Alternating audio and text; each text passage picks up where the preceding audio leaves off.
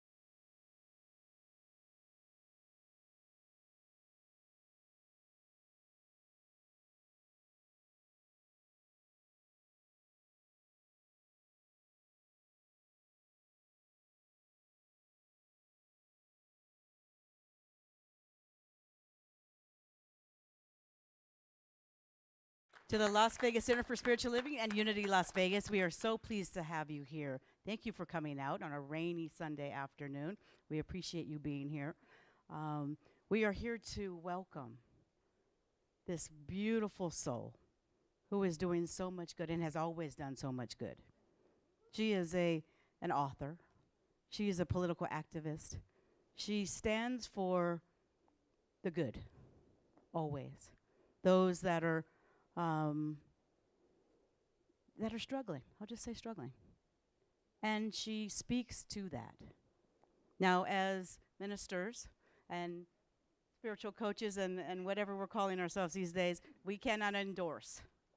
We just cannot do that. But we can certainly welcome each of you, and we're so grateful to have Marianne Williamson with us here again. Thank you so much for being here. Please welcome Marianne Williamson.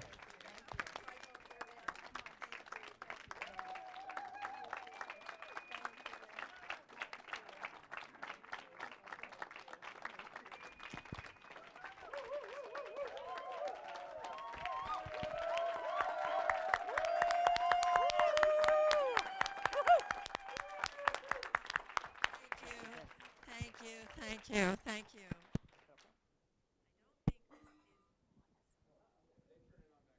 I don't do anything with this? Okay. Thank you so much. Thank you for having me here. Thank you, all of you, for being here. When I am in a space like this, I am spiritually at home. I have been giving talks in places like this as I was here twice before, correct? And I am feeling, when I'm in such a place, grounded in certain principles that really are at the center, at the heart of all the great religious and spiritual teachings of the world. Universal themes that just have to do with living from the love in our hearts, trying to be better people, trying to live more humbly with a power greater than ourselves, practicing a level of radical goodwill towards other people, and knowing that it's our responsibility to try to make the world around us a reflection of that goodness in our hearts. It's not complicated, is it?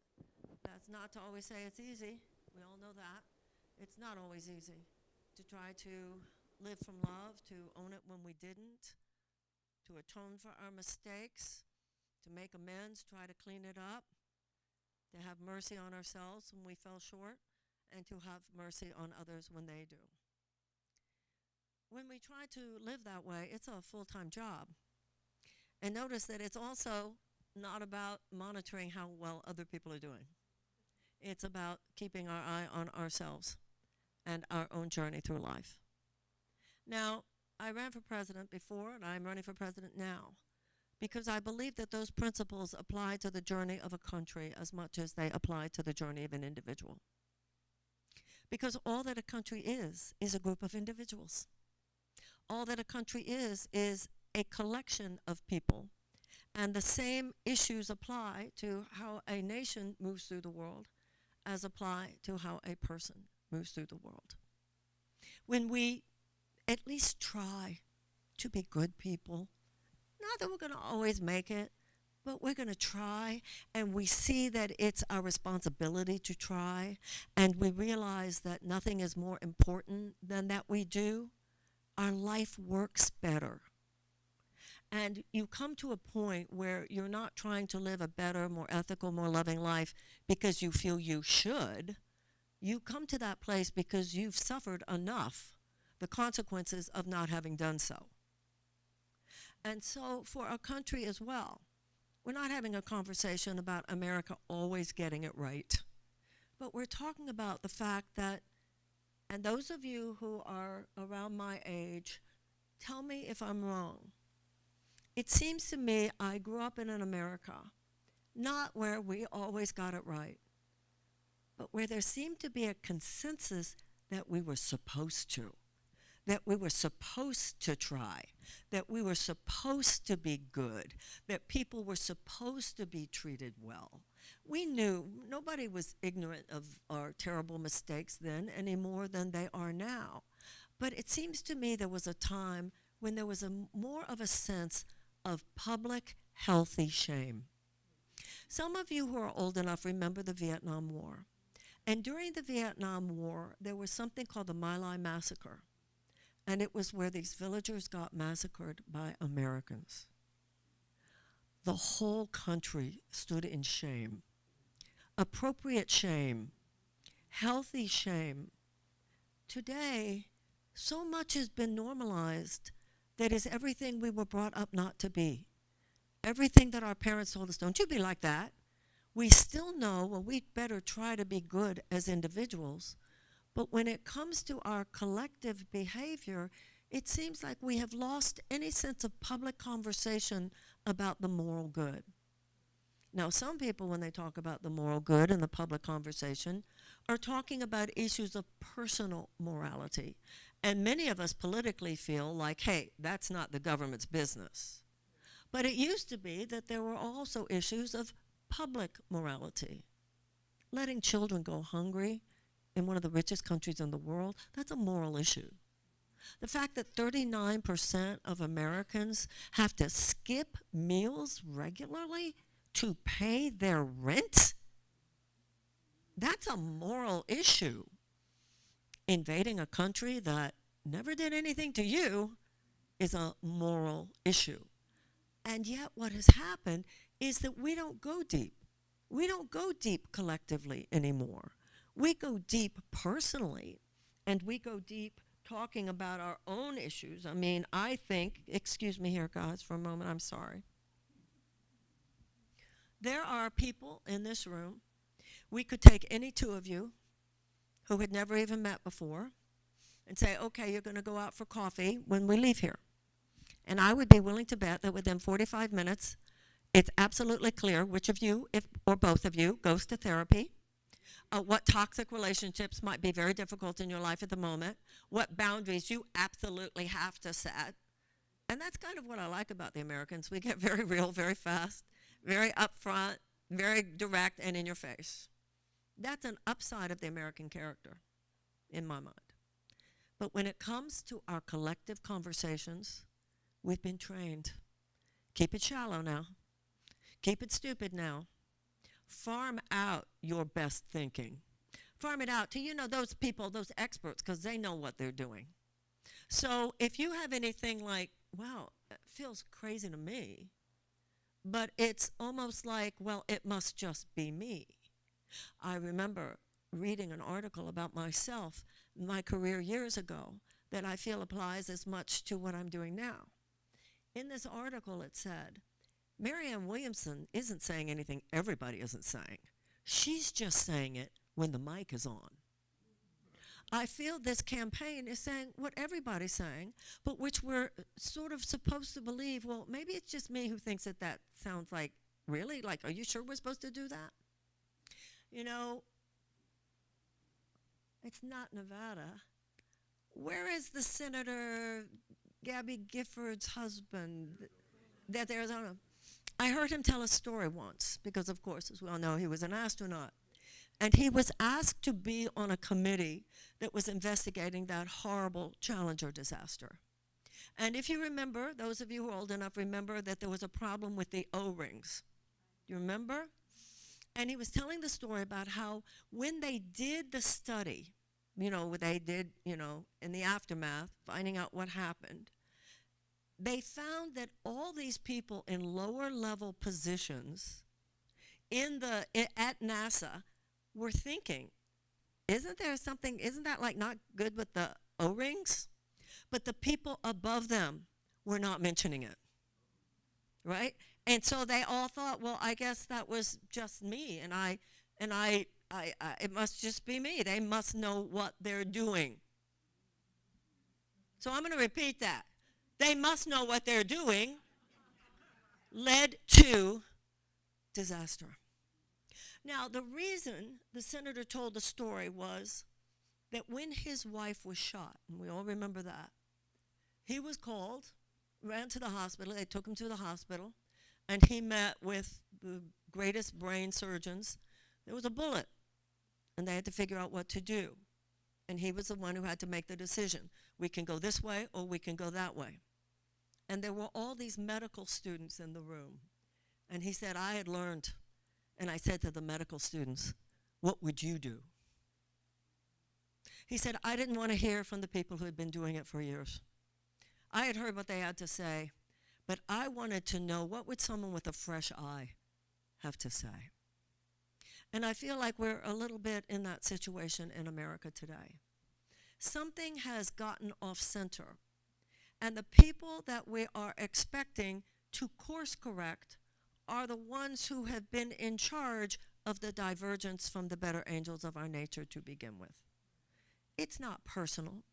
It's just how systems work. A system has grown up. You know, when I was a little girl, my father used to walk around the house. Beat the system, kids. He used to walk up down the hall. Beat the system, kids. And I said to my brother something like, maybe like 10 years ago, you know, I think Daddy meant that. I think he was serious. And Peter said, damn right he was. Beat the system. What does that mean? Sometimes things are not okay. And in our personal lives, we know that. In our personal lives, sometimes we have to say, this is toxic, I'm not going to be here anymore. In our personal lives, sometimes we have to say, this is wrong. I got to set a boundary. Sometimes in our personal lives, we know, I'm not going to engage with this. Sometimes in our personal lives, we know, this person might be nice enough, but this is not cool. This relationship is not cool. I'm going to walk away from this. Do we not do that in our personal lives? So why do we not recognize what a sick relationship we have with a government that takes our tax dollars and then allows carcinogens in our food? That we give our tax dollars to, that then withholds from us Medicare for all, so that 1 in 4 Americans are living with medical debt. 68,000 Americans are dying every year from lack of health care. 18 million Americans cannot afford the prescriptions their doctors give them. 75 to 90 million Americans are underinsured or uninsured. Over 1 million Americans are rationing their insulin for no other reason. You know, no other reason. They'll tell you it's complicated. But that's like, you know, whether it's a man or a woman and they're messing with your head and they're trying to tell you, no, honey, I was staying at the office. I'm telling you, I wasn't with her. And you're saying, but the lipstick on your collar. No, you're not. You know, you're imagining that. At what point, how many more times are they going to tell us that it's complicated when we know better? No, it's not complicated. It's corrupt. That's the only reason. I spoke at an English university several months ago, and I mentioned something about the over 1 million people in the United States who ration their insulin. Now, this was in England, and they have socialized medicine. They looked at me. I saw the look on people's faces, like, what do you mean people ration their insulin? Because in no other advanced democracy or any other advanced country do they lack universal health care. And all those other advanced countries have tuition-free college and tech school. They don't have people unable to afford their prescription medicines. And it's a moderate position in all these other advanced democracies to talk about subsidized child care, to talk about paid family leave, to talk about guaranteed sick pay, to talk about guaranteed housing, to talk about guaranteed living wage. They have played us. They have played us. It's no different than, you know, I remember when my daughter, this is an amazing story to me. She was 3 years old. Maybe she was 4. But she wasn't older. I think she was 3 because she was little. She was so little that I was so shocked when she said this. Are you ready?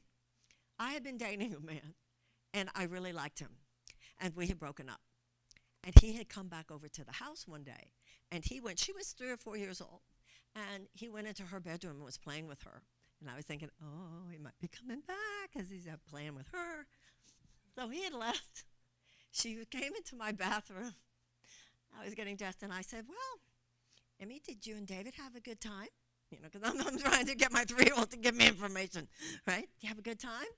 And this little child, you know how little kids sometimes, and they'll cup your chin in their hand, and she cupped my chin in her hands, and she went, Mommy, it's not working. I was like, who are you? Isn't that what we do with each other? Honey, it's not working. He's not into you. Your government's not into you. Your government's not into you. Your government's into their donors. Now, there are individuals for whom this is not true. I'm not talking individuals here. I'm talking about the system. I'm not talking about individuals. It's not, this is not, and we need to remember that because our analysis is skewed if we think it's individuals. It's the system. It's just the way things start working. And it's been this way for a long time now, where especially in the last 14 years, although the problem has really been going on for the last 50 years. But in the last 14 years, since the Citizens United Supreme Court case, so much money can flood Washington that in issue after issue, our elected representatives. Now, I want you to sometimes it's not about data, it's about understanding the data. So we all know a phrase like elected representatives. But I want us to take in what that means. We elect them to go represent us. That's the whole thing here. That's the whole thing here. We elect them to represent us. But the contract has changed. The contract has changed to the point where in policy after policy, in leader after leader, their behavior, not just what they tell you. We know they come back every 2 years, every 4 years, like the cheating, spouse. Oh, honey, give me one more time. Right? In their actual behavior. And then you go, you know what? I'm not going to listen to your words. I'm going to listen to your behavior. I'm not going to listen to your words this time. I'm too smart for that. I'm going to look at your behavior. And in issue after issue, their behavior makes it clear. They are not representing us so much as they are representing their donors. Because so much money, there is such undue influence of money on our political system that time after time they do more to represent the short-term financial interests of their donors than they do to represent your safety, your health, and your well-being. And let us not kid ourselves. That means whether or not you have health care, whether or not people are putting GoFundMe pages on the internet for life-saving operations for people that they love. It means whether or not people can afford their insulin. It means whether or not people in their 20s are carrying tens of thousands of dollars of college loan debt when all that we're trying to do is self-actualize. Remember, life, liberty, pursuit of happiness? And governments set up, instituted to secure those rights. We should be setting our young people, the country should be like individuals, and it should be run like a family, a fiscally responsible family. You set your children up to win. You don't cut them off at the knees. Making kids have to take out tens of thousands of dollars of college loan debt just to get a higher education, and particularly young people of color who were told that's going to be the way you're going to close the wage gap, get that education. What a sick trick this is. Just so some lending companies and higher education companies and government and that unholy economic alliance wake up everybody, they're not into you. It's not working. It's not working. And that's why we're ramping up rather than ramping down fossil fuel extraction. Even though, because we're living at a time now, I think it doesn't matter whether it's a Democrat or a Republican president, they toe the line with big oil. The main difference on this issue between the Republican presidential candidate and the president we have now is that one says what you want to hear. The other one doesn't even bother. They think they have us. Because they do. We've been played. And that's why there are chemicals in our pesticides that our own kids sometimes are running across the grass in their bare feet. And then only later when they get diagnosed with leukemia are people raising their eyebrows and wondering about all that. It's why our farming sector has been decimated. It's why the carcinogens in our food, the toxins in our air, the PFAS in our water, the fact that we're fighting wars that at this point we don't know when it's a righteous foreign policy and when it has something to only do with making money for defense contractors. And people are spiraling down. People's lives are falling apart because of this. And I'm particularly concerned about young people because those of us who are old enough, we know sometimes you go down and then you come back up. America's young people have never seen the up. They've never seen the up. We've seen it down. Yeah, it goes down, it gets back up. And also because those of us who are old enough trusted our political party to at least try. So at this point, I'm feeling like, no, we've got to disrupt this. This is not going to disrupt itself. You know, the word inertia means the tendency of the object to move in whatever direction it's been moving. And we're moving on decline. And we need to be grown-ups here. You know, it's interesting, going back to how we are as individuals, we're very mature when we have to be. If I were to say to any of you, your child's in trouble, you would get very serious and very mature very fast. If I were to say, there's a fire in the house, you would get very mature and very adult very, very fast.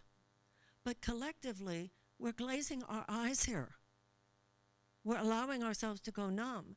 And so what's happening now, particularly with young people, people are spiraling down. Now that same energy, when it's just such anger in people and frustration, and people just don't even know what to do, sometimes they throw it out in violence, the dysfunction and the malfunction of violent behavior towards self or others.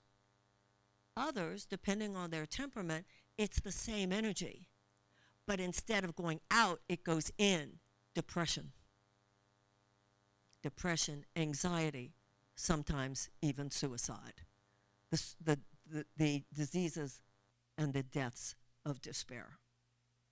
Now this status quo, which has now this government and corporate interests in such unholy alliance, there's a heartlessness to it. Now, once again, going back to when I was young, and I'm glad to see some people who remember, we remember. I think there's an interesting intergenerational thing now. And those of us who are older really need to be the keeper of a story here. We need to allow ourselves to remember, wait, this isn't how it was when I was growing up. Not that it was perfect, not that we're romanticizing, but tell me if I'm not right. Tell me, those of you who are around my age, tell me if I'm not right. Wasn't there a sense that the corporation was supposed to care? Young people today would go, nah.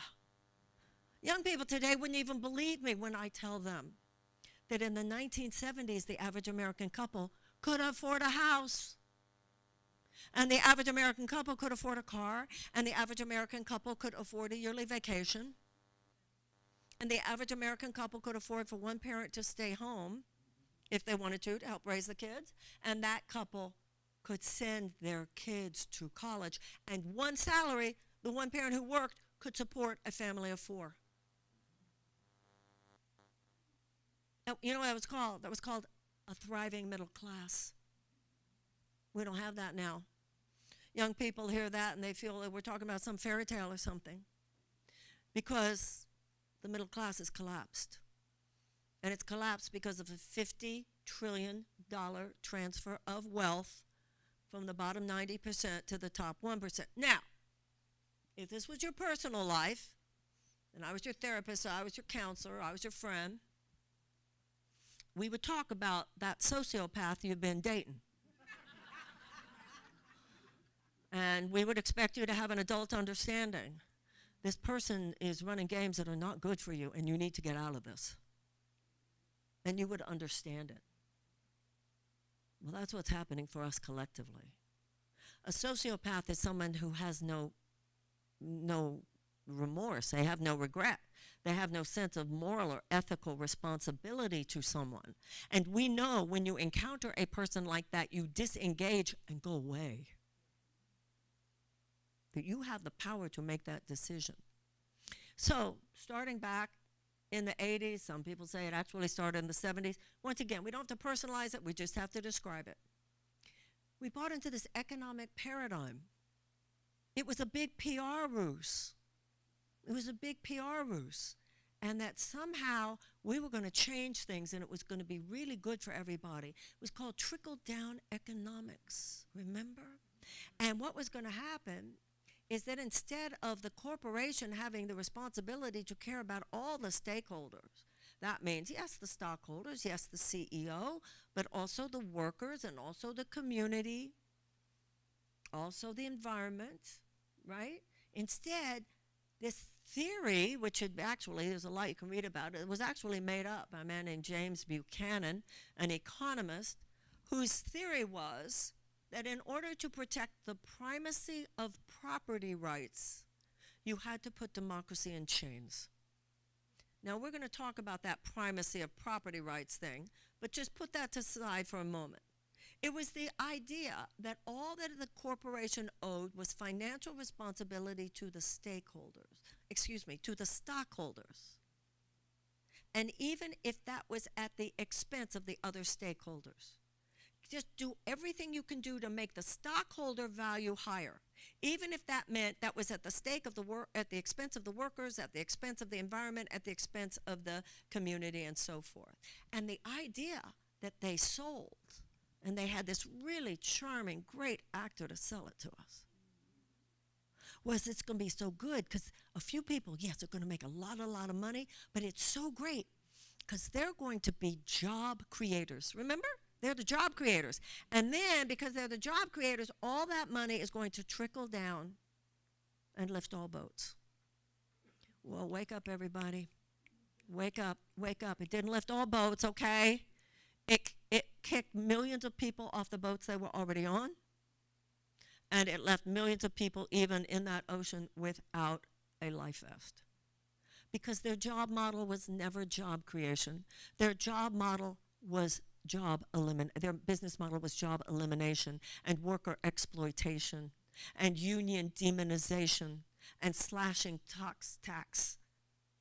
Just these huge tax cuts for the very, very richest, so that all this money just went to the top, so that now, instead of a thriving middle class where there's a universality to some extent of opportunity, you have to really have money in this country to know you have easy access to health care. You have to really have money in this country to know you have real access to higher education for yourself or your kids. You really have to have money in this country to even know you have higher access to a place to live.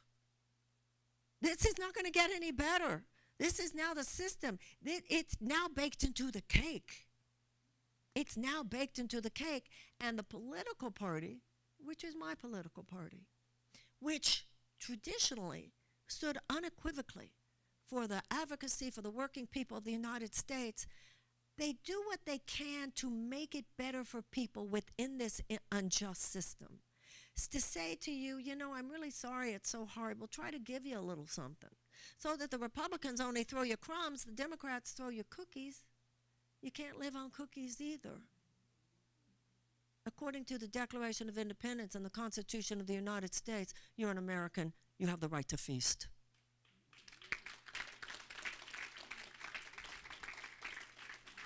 So at this point, it's just like, once again, in our individual lives, we're quite mature about this.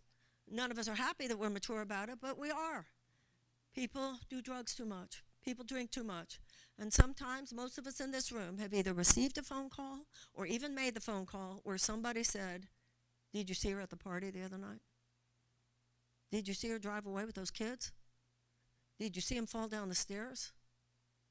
In other words, did you see our friend or our mutual family member who takes drugs too much, who drinks too much, and it's gotten to the point where their friends and loved ones go, "We have to do an intervention. We have to do something." And everybody knows what that means. Do you think we need to do something? And when enough of us say, "Yeah, I think we need to do something," somebody says, "I know somebody to call," they do interventions or whatever. Because as a society, we now get that if you abuse the body with drugs or alcohol too much, physical survival is no longer guaranteed. Well, we need to get out of our magical thinking, because when it comes to our democracy, we're still in that state of somebody will handle it. The people need to stage an intervention. And the people who control and dominate the system that is, as it is, would see anybody who comes from outside that system as dangerous. Oh, that's dangerous. Or unserious. How unserious is this conversation that we're having today? Oh, that's unserious. Kooky. Not even, whatever they need to say. And that system is determined to protect itself. And it's not going to change until the people step in. Now, there's something so extraordinary. You know, as I came up here today, I had the same feeling that I've had every time I have done this. You know, many of you have known me in my career for decades. And when we talk about these things and how lives change and how you endure crisis and how you transform, which is everything we're talking about here today, there's nothing different. There's nothing different. We're just talking about our collective situation rather than our personal situation. Not very different. I can't break into prayer at the end. You have to do that yourself, you know, because that wouldn't be appropriate, and for good reason, and I understand that. And I understand how in America we have a tradition of keeping the conversation politically secular. And I support that, and I affirm that, because we are many religions, all religions, and no religions. But the values are the same. The principle of let's be loving people are the same. And so the issue at this point is, if we're talking about these things and we're talking about healing our lives, that's important. And if I'm talking about a book, for instance, that I might have written, or a class I've taught, that's great. And I'm grateful for that, and I've had a lovely career. But what we're doing today is important for the world. Important for the world. One of the things that I find about Americans, people have an instinctive understanding that this country matters. And it does. I know a woman. She's a very successful documentary filmmaker. She was born in Lebanon and raised in Norway. And she does very, very serious documentaries about, you know, horrible things that go on the planet. I mean, the most serious issues you can imagine. And she told me something one day that has stayed with me. She was in some European conference or capital. She spends a lot of time in other parts of the world. And we had been talking about the fact that many countries in the world are just kind of disgusted with America for various reasons and so forth. She said, yes, that's true, but I want to tell you something. She said, I was at a particular conference or whatever it was, and I asked world leaders that I was talking to, okay, tell me the real scoop. It's the middle of the night and you can't sleep, and you're worried. What scares you the most? And she said that she was very surprised, as was I when I heard her say it, what the common answer was. Because it was among all kinds of people that she wouldn't even expect to hear it from. When she said, what really scares you the most in the middle of the night, what keeps you up, this was the response she got routinely. What if America goes down? Does that make you feel a little responsibility on your shoulders? It should. It should. We are only 1/5 of the world's population that has the right to have the kind of direct influence on our government that we have. But the problem is not that we have been shackled by external chains that bind us. We've been shackled by internal chains, just various ways to manipulate us. And we've been manipulated into this kind of shallow thinking when it comes to world affairs, when it comes to the affairs of the country, to the point where we routinely accept too little, we expect too little, and we limit our political imaginations. Now, when you tell an American, have no political imagination, it doesn't fit with who we are. You know, when you see an airplane, a huge airplane, right? So you see this huge airplane flying through the sky, and you're so impressed by just like how gorgeous it is to see a huge airplane. I mean, these things are just, they're amazing. No matter how many times I fly, it's like amazing just to see these things in the air. But when they're taxiing down the runway, they're kind of clunky, right? It's kind of clunky. It's when it takes off that something magnificent happens, because that's where it belongs. It's like a race car. If you have a race car and you're just driving around like a great race car and it's driving around a neighborhood, it like doesn't belong there. It's meant to be out. It's meant to be going fast. And Americans are meant to do great things. And we're not asked to do any great things anymore, because great things would be things we would do together. And so everybody's, the traditional political thing is, well, what do you want? Let me see if I can give you what you want. America isn't just about what you want. It's something so much more important than that. It's what's good for your kids. It's what's good for democracy itself. What's good for the space that we need to hold in the world. And what's going to be good for your grandchildren. What's going to be good for the earth. It's not just about you. And that's how they got us, by making us forget that. So we can change it, but not if we continue to go along. Not if we continue to acquiesce. Not if we continue to say, well, I guess I better. Well, I guess it's the best we could do. Well, I guess. Especially if you're in a party that says, look, just do what we tell you to do. We know what we're doing. Really? Now, it just so happens, and I've seen this, I saw this when I ran before, and I see it this time. There's something so moving to me about the voters in the primary states, because you know how important you are. I mean, people in the primary states, in an early primary state, voters listen differently than they do in New York, let's say. In New York, they're listening thinking, if I agree with this, I might write you a check. And you need the check no matter where you are, but in an early primary state, you're listening to see, well, I vote for you. Knowing, and in my case, given the tremendous, obviously, the tremendous overpowering influence of the president in this particular election, you're not voting, is Marianne going to win Nevada? But you're voting, is Marianne going to stay in the race to be able to make it to the next state? Are we going to keep this conversation? Because we have an economic system today that is predicated on a permanent underclass. If our campaign does not exist, no one needs to discuss it. If this campaign does not exist, no one needs to discuss that 1 in 4 Americans who live with medical debt. Nobody needs to discuss Medicare for all. It's out of the conversation. We got rid of that. We don't have to discuss that.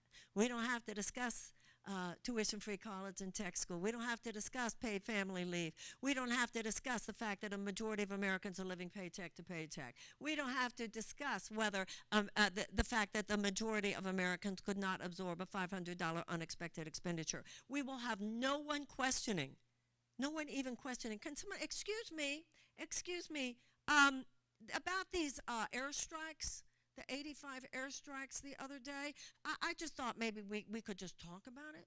So you got a war in Gaza, and then the Houthis in Yemen say that they're going to attack ships in the Red Sea because of the war in Gaza. So you're going to go after the Houthis, so now we're bombing Yemen. Okay, and then you all keep telling us that the last thing we need is to expand the war in the Middle East, because anybody can see that that would not be good. And now you're telling me that 3 soldiers died in a military base that's at the border of Jordan and Iraq. And I'm not supposed to ask, why are these bases there? We're not supposed to even ask that. And I assure you, as someone who lives in Washington, they can't tell you. And they'll say things like, well, they're kind of like, they're there to keep ISIS at bay, but actually our soldiers are just sitting ducks for ISIS. But we're not supposed to really go into that. And they've just been saying to us, well, we don't want a bigger war in the Middle East, but now because 3 soldiers died at those military bases, and you say anybody who harms an American, we're coming after them, we're going to go to 85 military strikes, and our defense secretary is going to tell us, oh, that's just beginning, on Iran-backed militias. Iran-backed militias. Hello. A war with Iran would make a war with Iraq look like a walk in the park. A war with Iran would make a war in Afghanistan look like a walk in the park. And excuse me, I'm going to say something else. You have 3 soldiers who died, and we're going to go on airstrikes? Well, let me tell you something. What about particularly unarmed black men who have died in this country, and I haven't seen you doing much about it at all? What about the fact that there's so much police brutality? I haven't seen you doing much about it at all. How about children who are dying every day in neighborhoods that are domestic war zones, where they're being killed in their beds with stray bullets, and I don't see you doing much about it at all. So don't go telling me we had to do 85 airstrikes on Iran-backed militias because we care so much about 3 Americans. At what point do we say, you know what, I'm not totally buying it. I'm not totally buying it. So what's happening is the system is doing what the system does. They're over here, and we're over here. Now, remember what I said earlier? You're elected representatives. They, shocking, radical notion, work for you, not the other way around. And it's gotten away from us. And I think we, to be honest, I think we ourselves, you know, with everything we go through in life, one of those principles is we have to look at ourselves. We did let this happen. We did let this happen. We thought, no, I'm good. I vote every 2 years. I vote every 4 years, so I'm doing my civic duty. Really? You are you? Because corporate lobbyists are in their offices every hour of every day. And they have really good PR consultants. And they know what to tell you, including how to smear people they don't want you to listen to, or to invisibilize, or to erase. And so I'm speaking to you as Nevada voters, and I'm speaking to you as Americans. We've got to get out of our silos. It's become too much about who's this party, who's that party, who's this color, who's that color, who's this sex, who's this sexuality, who's this religion, who's that. I'm not minimizing any of those things because they're important. However, the foundational principle here is out of many, one. Out of many, one. That we are different, and that's our beauty, that's our richness. Many colors, many ethnicities, many nationalities, religions, not religious, sexuality, gender. I mean, that's all great. But the point is that we are united by common fealty to certain underlying principles. And when we are in that place, we realize that this isn't even just about what our rights are. It's about what our responsibility is. We are responsible for the fate of a great nation. Take that in. In the majority of people, of nations in the world, what you think, not only does it not matter, you could be in big trouble for trying to express your thoughts. I'm aware every time I walk into a room like this, I'm aware that there are countries in the world where if I said a fraction of what I'm saying in this talk in criticism of my government, I would be hauled off the stage, I would be taken to jail, and God knows what might happen to me there. We are treating very shallowly some very deep things. We wouldn't do it in our personal lives. And we shouldn't do it as citizens either. We're going to go into a presidential campaign season with one candidate who hasn't said anything at all. The leading one in my party says nothing about what he has planned for the next 4 years. Doesn't even need to feel that he has a responsibility to you. You're supposed to just do it because they say that this is the way we should do it. And then in the other party, well, that's up to you to decide who for the other party But I will tell you this, I will make this comment about Nevada. The fact you do not have an open primary and the fact that you have 700,000 disenfranchised, unaffiliated voters is not a good thing. You know, like in New Hampshire, for instance, where there are open primaries, a Democrat could vote for Nikki Haley, a Republican could vote for me, you know what I mean? And that's everybody gets to weigh in. So I do support your yes on 3. Because when you have that's the issue of whether or not to have an open primary. And for those of you who do feel on Tuesday that you would like to vote for me, if you are unaffiliated or even from another party, but you would like to vote for me, you can become a Democrat for a day. That's legal. You become a Democrat for a day. And then if you don't want to be a Democrat on Wednesday, you just change it right back.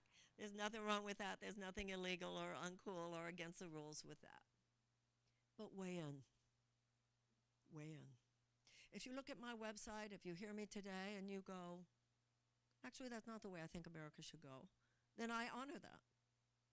But if you feel, actually, I think it is the way America should go, then I ask you to buck the system and to not acquiesce to the narrative that you have no choice. We need an economic Bill of Rights that does provide those issues like universal health care, tuition-free college, living wage, affordable housing. We also need to learn to wage peace.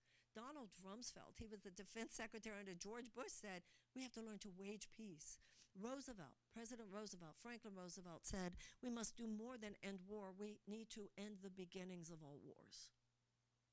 There are 4 factors, and when these factors are present, that could be in a corner of an American city or another corner of the world. When these factors are present, statistically, there will be a higher incidence of peace and a lower incidence of conflict.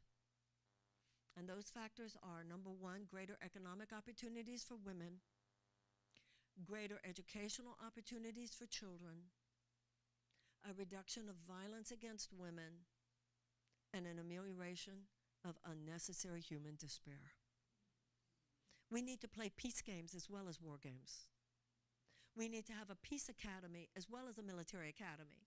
We have to have an army of peace builders as much as we have an army of military personnel. Think outside the box, everybody. The box is saturated with toxins. The only place to be today is outside the box. The fact that something's outside the box is the good news. The idea that only those who drove the car into this ditch should be considered qualified to lead us out of the ditch. The problem is not that we don't have enough political car mechanics. The problem is we're on the wrong road. We have some really good political car mechanics, and they're driving us over the cliff because nobody's thinking what is wise. Nobody's thinking what is good and true and beautiful. What represents the angels of our better nature. You know, I want to remind you about that line, angels of our better nature. Abraham Lincoln lived before Freud was born. So we today think we're so cool and so sophisticated. The modern world thinks it's so sophisticated. It thinks it's way beyond things like angels and demons. But that's just the words that people used before there were psychological words. That's all. So when he spoke about the angels of our better nature, he was talking about the aspects of character that is the best of who we are. Love and goodness and character and integrity. And then what are those other things? Demonic, right? Hatred, bigotry, racism, anti-Semitism, homophobia, Islamophobia, places the mind can go to hate. And there are people in this country who would harness hatred and do harness hatred and racism and anti-Semitism and all of those other malfunctions of the hearts for their own political purposes. Please take a moment to consider the history of your own people, no matter who, no matter where your ancestors came from. There was somewhere in the line of your ancestry where things did not go well for your people because somebody did that. And the only response to that is that we harness love and tolerance and understanding and mercy and forgiveness and justice for political purposes.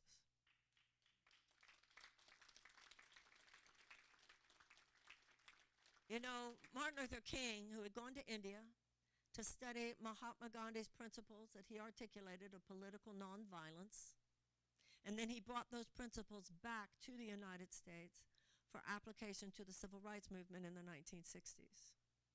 Martin Luther King said, "The desegregation of the American South is the political externalization of the goal of the civil rights movement. The ultimate goal," he said, "is the establishment of the beloved community." The whole idea of political nonviolence is that we have to work on the outside and the inside. We have, Dr. King said, we need to have external changes in our circumstances and internal shifts in our souls. It's time for this generation of Americans to grab the hold of history. Grab hold, grab the wheel. Other generations have done it. We've had tough times before. Other generations rose up because they found that place in them where they said, no, this is America. We don't do this. Hell no, we don't do this. We're going to start over. Thomas Paine said we have it in our power to begin the world over again. We had slavery, and then a generation rose up and said, no, we're not going to do that anymore. That's what the abolitionists were. There was institutional suppression of women, and a generation, particularly of women, rose up and said, no, we're not going to do that anymore. And they passed the 19th Amendment. And we had the Gilded Age where all the money was held in the hands of a very few. And we had those who began the labor movement say, no, this is wrong. We're not going to do that anymore. And they established organized labor. And then we had institutionalized suppression of black people in the American South, segregation, black code laws, and a generation rose up and said, no, we're not going to do that anymore. And they desegregated the American South, passed the Voting Rights Act, passed the Civil Rights Act. Ladies and gentlemen, and anyone else, it's our turn now.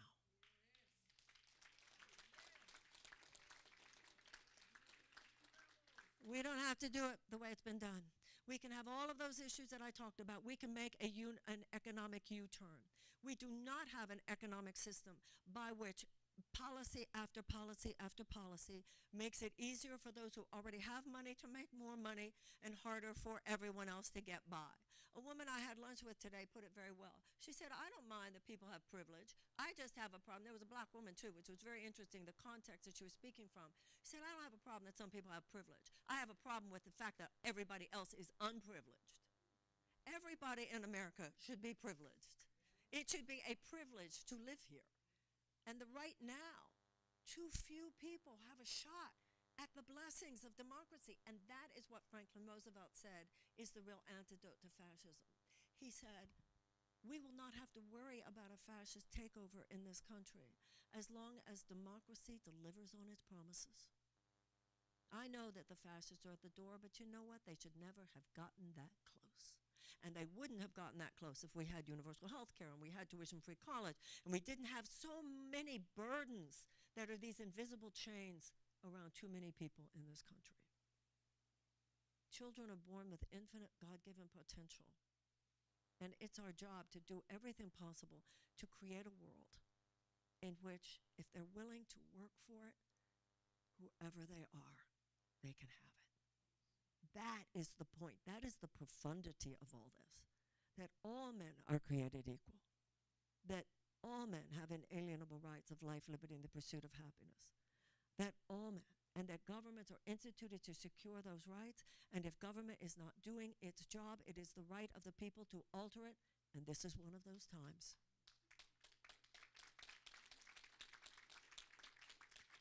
I don't say this as a bomb thrower. I don't say this as a chaos agent. I don't say this as someone who doesn't recognize that big change, fundamental economic reform, must be carried out wisely and responsibly. Of course it must be, but it must be carried out. Because if fundamental economic reform is not carried out in this country, I fear what is going to happen. There is too much tension. There is too much anxiety and tension rumbling under the surface of things. It is going to blow. It is going to blow in one direction or the other. It's either going to blow in the direction of greater democracy, mercy, justice, social good, a new beginning, regeneration, repair, an initiation of we too can start the world over. We too can reject and repudiate systems of injustice. That's how Abraham Lincoln described the Declaration of Independence. He said it is an eternal rebuke to all systems of tyranny and oppression. But what has happened is that the power, the emotional power of the Declaration of Independence isn't living in our hearts right now. It's our marble walls. It's under glass on parchment. We got to take it in. You know, in the Jewish religion, something very interesting is said in the Jewish religion, which is every generation has to discover God for itself. And every generation has to discover the radicalism of the American experiment for itself. Every generation has to ask ourselves, what does the Declaration of Independence really mean? What does it mean, Jefferson's line, that the only safe repository for power in this country is in the hands of the people? Because power is not in the hands of the people now. Because our elected representatives have basically taken it from us, and the power is in the hands of huge corporate lobbying interests that basically use our elected representatives like puppets. That's not going to change unless we change it. The system will not disrupt itself. We need a Department of Peace. We need a Department of Children and Youth. We need to ramp down, not ramp up, fossil fuel extraction, and I think it is time to end America's war on drugs. It is time to make some serious changes. And if you help me by voting for me on Tuesday, if you help me by telling everyone you know, look at her website, look at Marianne2024.com. This woman should stay in the race, and I will not be able to stay in the race if I do not get a number in Nevada that makes it reasonable. And I know so many of the obstructions, it doesn't matter. I'm responsible for my own experience, and I'm a big girl. But I think that the conversation that we are having here today is significant. We shouldn't be having shallow conversations. We should be having deep conversations. And what my 40-year career in personal growth and transformation and everything that we're all about in places like this has shown me is that Americans are decent as anyone else, not better than other people, but as decent as everyone else. And we're as capable of going deep. We are capable of going deep. I have been with people in this community of higher transformation and consciousness in this country for decades. I have been up close and personal with people who have just been told the test came back, the news is not good, it's cancer. Your child is addicted to crystal meth. Your beloved husband was just killed suddenly. The worst things that can happen to people, I understand. I've been up close and personal, and I know the capacity we have to move through crisis, to endure it, and to transform it. And now we're living at a time in our country where it's time to recognize the crisis, to find it in ourselves, to endure it, and to transform it. When my career began, times of crisis in the people that I met were times that were exceptions and not the rule. In America, it seemed a crisis was the exception and not the rule. But that's no longer true today. I meet too many people for whom the crisis is the rule and not the exception. And for too many of those people, the crisis is caused by bad public policy. The crisis is that they don't have health care and they can't afford the operation. The crisis is that they can't make it on just one job. The crisis is they're actually skipping meals to feed their children. And I have the same feeling in my heart that I've had with working with any individual. Oh, we got to change that. With our God-given potential to rise up, to awaken, to show up for the moment, we can endure this and we can transform it. And when it comes to our collective experience, other American generations have done it before. Let's not be the first generation of Americans to wimp out on the job it takes to course correct this nation when we have swerved from the angels of our better nature. We are not doing what Abraham Lincoln claimed on the battlefield at Gettysburg when he said that the men there had died so that government of the people, by the people, and for the people would not perish from the earth. It's perishing now. It's perishing on our watch. It is a government of the corporations, by the corporations, and for the corporations. Those corporations and the people who adhere to that need to hear from us. And there's, at this point, in this particular week, a particular group of people who more than anyone else has the power to let them hear you. Nevada, take it from here. Thank you very, very much. Thank you. Thank you so much. Thank you. Thank you. Thank you.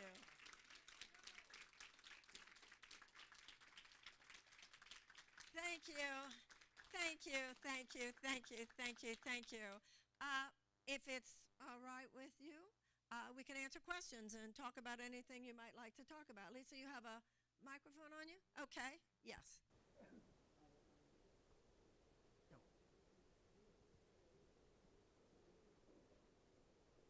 Oh, wait, hold on. You have a question or? Alice Banks, activist, lupus warrior, survivor.